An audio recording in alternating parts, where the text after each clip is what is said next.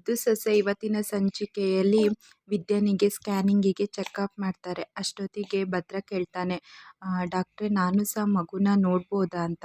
ಇದಕ್ಕೆಲ್ಲ ಪರ್ಮಿಷನ್ ಇಲ್ಲ, ಆದರೆ ನೀವಿಷ್ಟು ಕೇಳ್ಕೊಳ್ತಿದ್ದೀರಲ್ಲ, ಆಯಿತು ತೋರಿಸ್ತೀನಿ ಅಂತ ಹೇಳ್ತಾಳೆ. ಈ ಕಡೆ ಈಶ್ವರಿ ಜಾರ್ ಬೀಳಂಗೆ ಪೆನಾಲ್ನ ಹಾಕಿರ್ತಾಳೆ ರತ್ನ. ಚೆಲುವಂಗಿ ಹೇಳ್ತಾಳೆ, ನಾನು ಪೆನಾಲ್ನ ಹಾಕಿದ್ದೀನಿ, ಅವ್ರು ಇನ್ನೇನು ಬೀಳ್ಬೋದು, ನನಗೆ ಯಾಕೋ ಭಯ ಆಗ್ತಿದೆ ಅಂತ ಹೇಳ್ತಾರೆ. ಏನೂ ಆಗಲ್ಲ ಅನ್ನೋಷ್ಟೊತ್ತಿಗೆ ಈಶ್ವರಿ ವಾಶ್ರೂಮಿಂದ ಬಂದು ಪೆನಾಲ್ ಮೇಲೆ ಕಾಲಿಟ್ಟು ಜಾರೇ ಬೀಳ್ತಾಳೆ.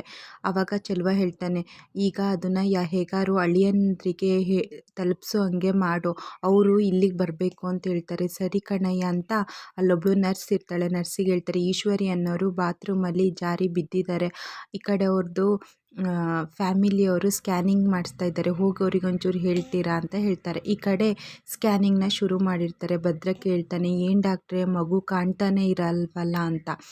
ಅಷ್ಟೊತ್ತಿಗೆ ನರ್ಸ್ ಬಂದು, ಮೇಡಮ್ ಇಲ್ಲಿ ಈಶ್ವರಿ ಕಡೆಯವ್ರು ಯಾರು ಅಂತ ಕೇಳ್ತಾರೆ. ಭದ್ರ ಇದ್ದಾರೆ, ಅವ್ರು ನನ್ನ ಚಿಕ್ಕಮ್ಮನೇ, ಅವ್ರೂ ಒಳಗೆ ಕರೀರಿ ಅಂತ. ಇಲ್ಲ, ಅವರು ಬಾತ್ರೂಮಲ್ಲಿ ಬಿದ್ದು ತಲೆ ಮತ್ತು ಸೊಂಟಕ್ಕೆ ಪೆಟ್ಟು ಮಾಡ್ಕೊಂಡಿದ್ದಾರೆ. ಹೌದಾ, ಹಾಗಾದ್ರೆ ಅಮ್ಮ ನೀನು ಇಲ್ಲೇ ಇರು, ನಾನು ಹೋಗಿ ನೋಡ್ಕೊಂಬರ್ತೀನಿ. ವಿದ್ಯಾ ನೀನೇನು ಯೋಚನೆ ಮಾಡಬೇಡ ಅಂತ ಭದ್ರ ಈ ಕಡೆ ಹೋಗ್ತಾನೆ.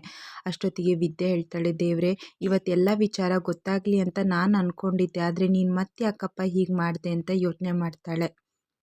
ಈ ಕಡೆ ಈಶ್ವರಿಗೆ ಡಾಕ್ಟ್ರು ಟೆಸ್ಟ್ ಮಾಡ್ತಿರ್ತಾರೆ. ಅವಳಿಗೆ ಪ್ರಜ್ಞೆ ಬರುತ್ತೆ. ಡಾಕ್ಟ್ರು ಕೇಳ್ತಾರೆ, ಏನು ಸಮಸ್ಯೆ ಇಲ್ಲಲ್ಲ, ನಿಮಗೇನಾದ್ರು ಕಣ್ಣು ಮಂಜಾಗ್ತಿದೆಯಾ, ಏನಾದ್ರು ಅನ್ನಿಸ್ತಿದೆಯಾ ಅಂತ ಕೇಳಿದೆ. ಇಲ್ಲ ಡಾಕ್ಟ್ರ್, ನಾನು ಜಾರು ಬಿದ್ದಿದ್ದೀನಿ, ಆದರೆ ಕಾಲೊಂದು ಸ್ವಲ್ಪ ನೋವು, ಆದರೆ ನಾನೆಲ್ಲ ಚೆನ್ನಾಗಿದ್ದೀನಿ ಅನ್ನೋಷ್ಟೊತ್ತಿಗೆ ಭದ್ರೇಗೌಡ ಬಂದು, ಏನು ಚಿಕ್ಕಮ್ಮ ಏನು ಮಾಡಿಕೊಂಡೆ ಅಂದಾಗ ಆವಾಗ ನರ್ಸ್ ಹೇಳ್ತಾರೆ, ಅಲ್ಲಿ ಸ್ವಲ್ಪ ಫ್ಲೋರೆಲ್ಲ ಕ್ಲೀನ್ ಮಾಡ್ತಿದ್ರು, ಅದ್ರ ಮೇಲೆ ಕಾಲಿಟ್ರಲ್ಲ, ಹಾಗಾಗಿ ಜಾರು ಬಿದ್ದರು ಅಂತ. ಸರಿ ಬಿಡಿ, ನಾನು ನೋಡ್ಕೊಳ್ತೀನಿ, ಏನು ಪ್ರಾಬ್ಲಮ್ ಇಲ್ಲಲ್ಲ ಅಂತ ಭದ್ರೇಗೌಡ ಈಶ್ವರಿನ ಕರ್ಕೊಂಡು ಹೋಗ್ತಿರ್ತಾರೆ. ಅಷ್ಟೊತ್ತಿಗೆ ವಿದ್ಯಾ ಮತ್ತು ಮೌನ ಅಲ್ಲಿಗೆ ಬರ್ತಾರೆ. ಏನು ಈಶ್ವರಿ ಒಂದು ನಿಮಿಷದಲ್ಲಿ ಹಿಂಗೆ ಮಾಡ್ಕೊಂಡೆಲ್ಲ ಅಂತ ಮೌನ ಕೇಳ್ತಾರೆ. ಏನೋ ಗೊತ್ತಿಲ್ಲಕ್ಕ, ನಾನು ಬಾತ್ರೂಮಿಗೆ ಹೋಗೋತ್ತಿಗೆ ಏನೂ ಇರಲಿಲ್ಲ, ಬಂದ ಮೇಲೆ ಹಾಳಾದವು, ಏನೋ ಹಾಕಿದ್ವೇನೋ ಹಾಗಾಗಿ ಜಾರಿ ಬಿದ್ದೆ ಅಂತ. ಭದ್ರ ಕೇಳಿದೆ, ಡಾಕ್ಟ್ರೇನಾದ್ರು ಹೇಳಿದ್ರಾ? ಇಲ್ಲ ಅವ್ವ, ಎಲ್ಲ ಸರಿ ಇದೆ ಅಂತೆ, ಎಕ್ಸ್ರೇ ಎಲ್ಲ ಮಾಡಿಸಿದಾರಂತೆ, ಏನೂ ಸಮಸ್ಯೆ ಇಲ್ಲ, ನೀವಿಬ್ಬರು ಯಾಕೆ ಬಂದ್ರಿ ಅಂತ ಕೇಳಿದರು.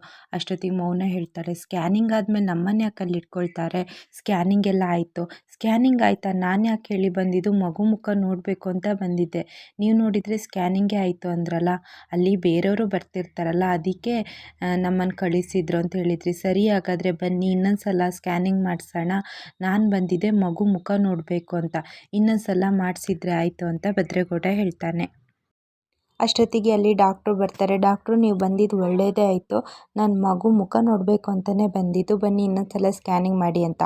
ಡಾಕ್ಟ್ರು ಹೇಳ್ತಾರೆ, ಪದೇ ಪದೇ ಸ್ಕ್ಯಾನಿಂಗ್ ಮಾಡೋಕ್ಕಾಗಲ್ಲ, ಅದು ಮಗುಗೆ ತುಂಬ ಪರಿಣಾಮ ಬೀಳುತ್ತೆ, ಈಗ ಹೇಗಾರು 5 ತಿಂಗಳದ್ದಾಗಿದೆ ಅಲ್ಲ, ಬಿಡಿ ಅಂತ ಹೇಳ್ತಾನೆ. ಅಷ್ಟೊತ್ತಿಗೆ ಮೌನ ಇದ್ದವಳು, ಭದ್ರ ನಾನು ಸ್ಕ್ಯಾನಿಂಗ್ನ ವಿಡಿಯೋ ಮಾಡಿದ್ದೀನಿ, ನಿನಗೆ ತೋರಿಸ್ತೀನಿ ಅಂತ. ಅಷ್ಟೊತ್ತಿಗೆ ಮೊದಲೇ ಹೇಳೋದಲ್ಲವ್ವ, ಇದು ನನ್ನ ಮಗು ಮುಖ ನೋಡಬೇಕು ಅಂತಲೇ ತಾನೇ ಬಂದಿದ್ದು, ಸರಿ ವಿಡಿಯೋ ಮಾಡಿದ್ದೀರಲ್ಲ ಸಾಕು ಬಿಡಿ ಅಂತ ಭದ್ರೇಗೌಡ ಹೇಳ್ತಾನೆ. ಮೌನ ವಿಡಿಯೋನ ತೋರಿಸ್ತಾಳೆ.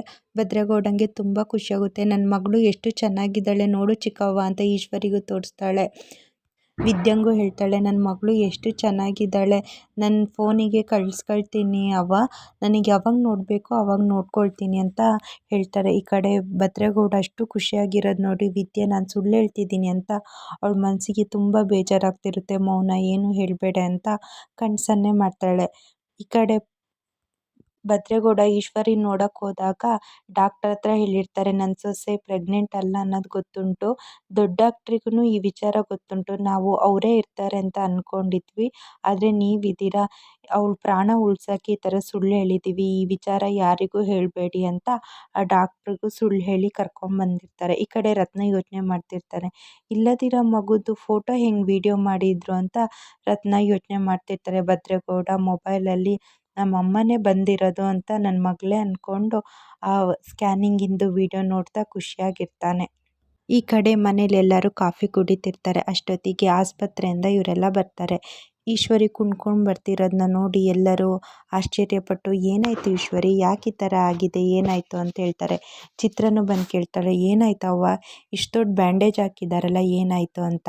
ಶಿವರಾಮೇಗೌಡ ಹೇಳ್ತಾರೆ. ಎಲ್ಲರೂ ಒಂದೇ ಸಲ ಕೇಳಿದರೆ ಅವನೇನು ಹೇಳ್ತಾರೆ, ಮೌನ ಏನಾಯಿತು ಅಂತ ಕೇಳ್ತಾರೆ. ಅಷ್ಟೊತ್ತಿಗೆ ಭದ್ರೇಗೌಡ ಇದ್ದವನು, ಏನಿಲ್ಲ ಅಪ್ಪಯ್ಯ, ಅವರು ಬಾತ್ರೂಮಿಗೆ ಹೋಗಿದ್ರು, ಅಲ್ಲಿಂದ ಬರೋತ್ತಿಗೆ ಜಾರು ಬಿದ್ದಿದ್ದಾರೆ, ಏನೂ ಆಗಿಲ್ಲ, ಕಾಲೊಂದು ಸ್ವಲ್ಪ ಉಳುಕಿದೆ ಅಂತ ಭದ್ರೇಗೌಡ ಹೇಳ್ತಾನೆ. ಅಷ್ಟೊತ್ತಿಗೆ ಗೋವಿಂದ್ ಹೇಳ್ತಾನೆ, ಜೋಪಾನಾಗಿರೋದಲ್ವಾ ಅಮ್ಮಿ, ಡಾಕ್ಟ್ರೇನಾದ್ರು ಹೇಳಿದ್ರಾ ಅಂತ ಕೇಳ್ತಾನೆ ಭದ್ರೇಗೌಡ ಹತ್ರ. ಭದ್ರೇಗೌಡ ಹೇಳ್ತಾನೆ, ಎಕ್ಸ್ರೇ ಎಲ್ಲ ಮಾಡಿ ನೋಡಿದ್ದಾರೆ ಚಿಕ್ಕಪ್ಪ, ಏನೂ ಆಗಿಲ್ಲ, ನೀವೇನು ಗಾಬರಿ ಆಗಬೇಡಿ ಅಂತ ಹೇಳ್ತಾನೆ.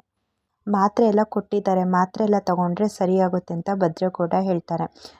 ಶಿವರಾಮೇಗೌಡ ಕೊಳ್ತಾನೆ, ಈಶ್ವರಿ ಏನಾದ್ರು ತುಂಬ ನೋವಾಗ್ತಿದೆಯಾ, ಇಲ್ಲ ಬಾವ ಈಗ ಪರವಾಗಿಲ್ಲ ಅಂತ. ಅಷ್ಟೊತ್ತಿಗೆ ಕ್ವಾಟ್ಲೆ ಇದ್ದವನು ತಮಾಷೆ ಮಾಡ್ತಾನೆ, ಏನತ್ತಮ್ಮ, ಏನಾದ್ರು ಒಂದು ಸ್ಕ್ಯಾನ್ ಮಾಡಿಸಿದ್ರೆ ಇನ್ನೊಂದು ಸ್ಕ್ಯಾನು ಅಂತ ಏನಾದ್ರು ಫ್ರೀ ಇದೆ ಅಂತ ಈ ಥರ ಮಾಡ್ಕೊಂಡ್ರ ಅಂತ ತಮಾಷೆ ಮಾಡ್ತಾನೆ.